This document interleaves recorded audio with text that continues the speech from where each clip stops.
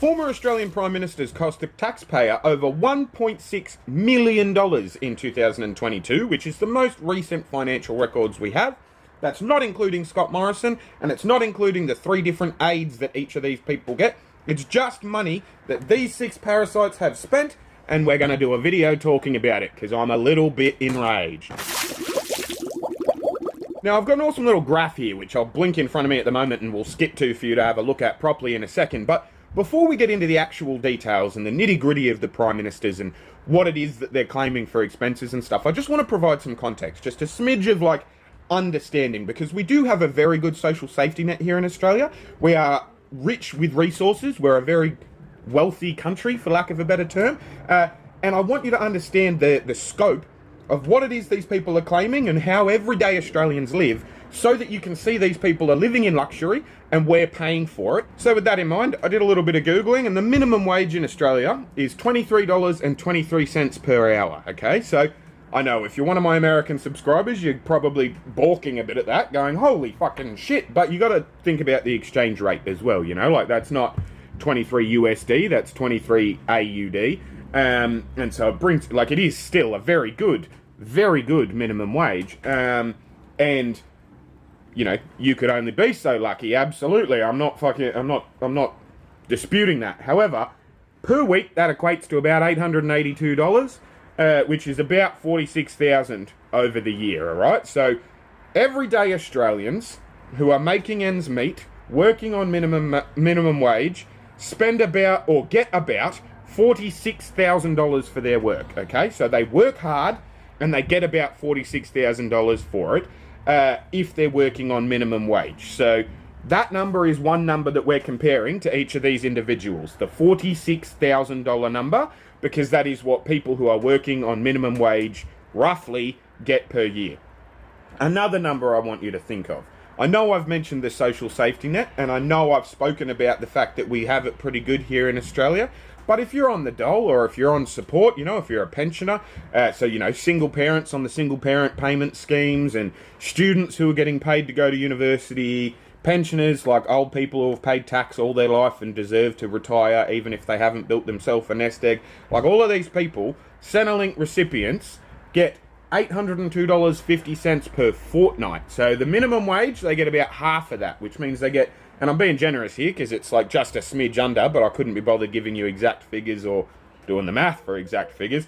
It's roughly $21,000 a year if you're on government support, okay? So government support, $21,000 a year, and minimum wage workers are on $46,000 a year. So I want, when we, I might even just put a thing up there or something, you know what I mean? Just so it's constantly in our minds and it's fresh, and that's what we're comparing to, because, we haven't got a Scott Morrison, who is the most recent, to compare it to. That's one more thing I want to discuss before we break down the Prime Minister's stuff, is the reason Scott Morrison isn't here is because he's not eligible for the plan that these guys are on, which is a pension plan, because Tony Abbott got rid of it. I actually think, in the grand scheme of things, that was a poor decision, and that even though these guys are parasites spending way too much money on our backs, I'd much rather it than Scott Morrison's way of doing things, you know what I mean? Or Tony Abbott's way of doing things. Scott Morrison's way of doing things as a result of the new rules brought in by Tony Abbott. Because Scott Morrison currently works for Dine Maritime, and if you don't know who Dine Maritime are, they're a lobbying group. They're a gun manufacturing lobbying group. They work with gun manufacturers, weapons, not just guns, like missiles and all that sort of stuff as well. They're a weapons manufacturer, and they are the weapons manufacturer that Australia has signed an agreement with after signing the AUKUS agreement, which was the Australia, UK, US military thing we all signed for the South China Sea, that's going to see Australia get nuclear submarines and become Australia's, what did I say the other day? The balls of America's military dick in the South China Sea. All of that was signed when Scott Morrison was Prime Minister, and then he stopped being Prime Minister and got a job with that company. So it's all corruption, it's all fucking horrible, and it's all ridiculous, which is why I'd rather these parasitic scumbags get to be parasitic scumbags, because at least they're just spending money and we get to swipe, we get to see the bank statement, you know what I mean? While ScoMo's working for a weapons manufacturer as an ex-Prime Minister, I think if we're comparing the pair, I'd much rather we just gave him money to go and shit himself at McDonald's every now and then than work for a weapons manufacturer. You know what I mean? But now that I have said all of that, now that I've got all of that out of the way, we've got the minimum wage as a, frame of reference, and we've got the Centrelink, dole, people on the dole and pensioners and support payments and all that. We've got that as a frame of reference as well. We're going to break it down and get right into Paul Keating, John Howard, Kevin Rudd, Julia Gillard, Tony Abbott and Malcolm Turnbull, and what it is they're claiming and how I think that's absolutely ridiculous. So I'll put it up in the corner here and I'll move out of the way so you can actually see it there while we're talking about it, or while I'm talking to you about it. It would seem that Paul Keating is actually fairly reasonable, all things considered. Now, he was Prime Minister in the 90s, and he's aged in his 80s. So you'd think that he would probably have the most reason to spend money on things.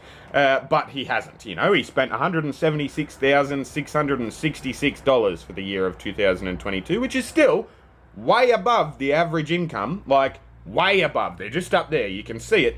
But it's still not as high as I was expecting for a bloke in his 80s who hasn't had to work for 30-odd years. You'd think that he would be used to the luxury by then. John Howard was PM in the 90s, just after Paul Keating, and in the early 2000s, I guess. He's aged 84 now, so a few years older than Paul Keating, but he spent $395,592 in that 12-month calendar year.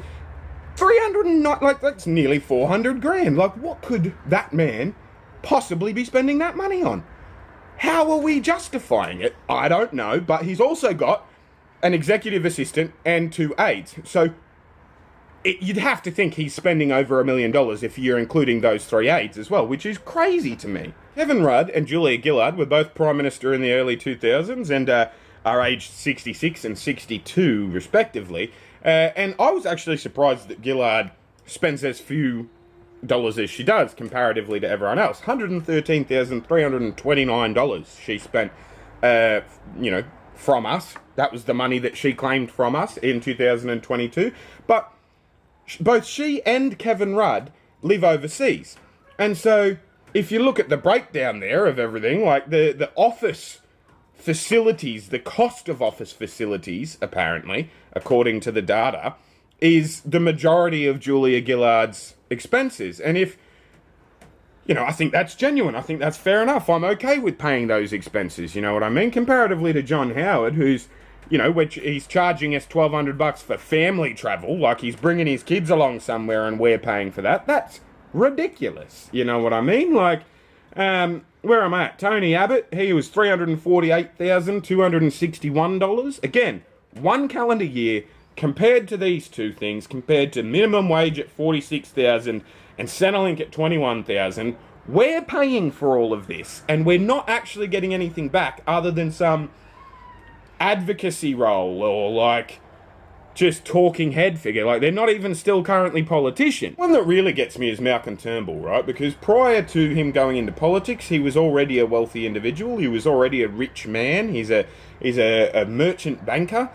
He's not a run-of-the-mill guy. If he didn't have to go, he wouldn't have to get a job with Dine Maritime like Scott Morrison has, you know what I mean? If he wasn't still eligible for this plan, if he wasn't the last one that was eligible for this plan, he would be fine. He wouldn't have to go get another job. He's got shitloads of money. And yet he's still claiming almost $500,000 a year just for himself, not for his 3 aides that we give him as well.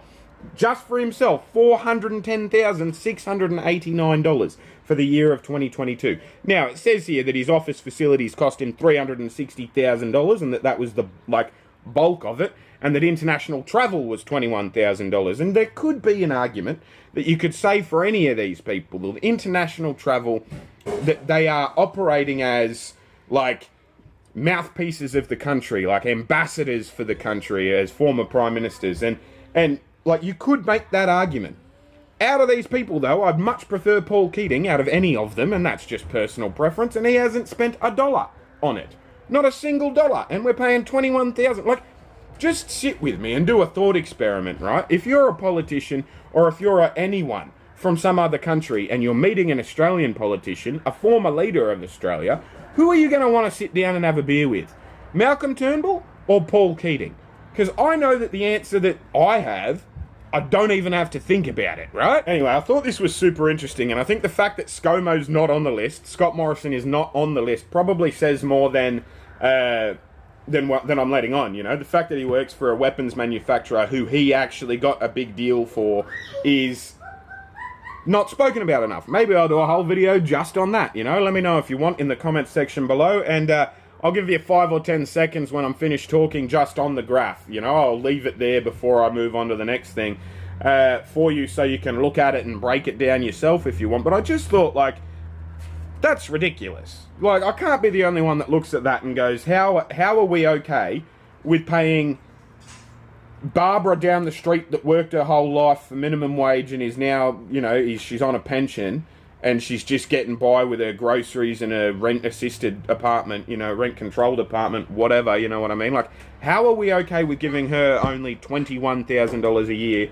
when we're giving smug cunts like this bloke $500,000 almost? Like, it makes me mad. I'm not sure the point I'm making, but I wanted to get the figures collated and easy to look at and easy to compare for you guys, because it took me a while to find them. But now that I have, I'm annoyed at it. So I'd like to make you annoyed a little bit quicker and less laboriously than I was. If you like this sort of content, if you're interested in seeing this sort of thing moving forward, please do me a favor and let me know. Let me know in the comments section. I'm sort of just buckshot, sporadically given different types of content on my channel at the moment because my older videos are doing well and I like money.